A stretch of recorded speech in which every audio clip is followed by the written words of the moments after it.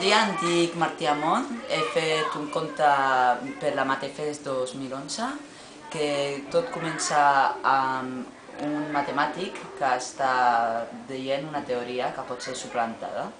Aquest matemàtic es diu Joan Fourier, és francès i també era un gran biològic. Sí, tot comença així. En Joan Fourier va dir: què passaria si agafem una teoria, i, per exemple el pi, i li donéssim o cobrés vida? Doncs segurament ens diria això.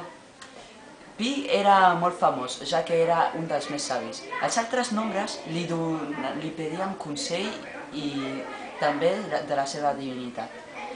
Doncs el Pi, que estava molt avorrit de tanta fama, ja que cada dia li venien, va crear en X, que va ser molt famós, ja que era nou i era molt fresc com a teoria. Pi va tenir la seva pau desitjada i doncs un dia es va dir: però si ningú ve, ja no tinc amics, és que algú tindria que necessitar-me. I doncs va anar a dir a X si podia desaparèixer algun moment.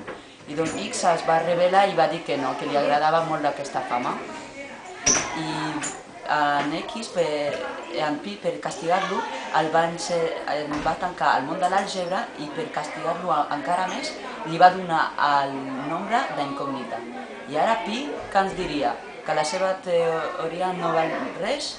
Doncs no, és molt útil. Gràcies, Martí.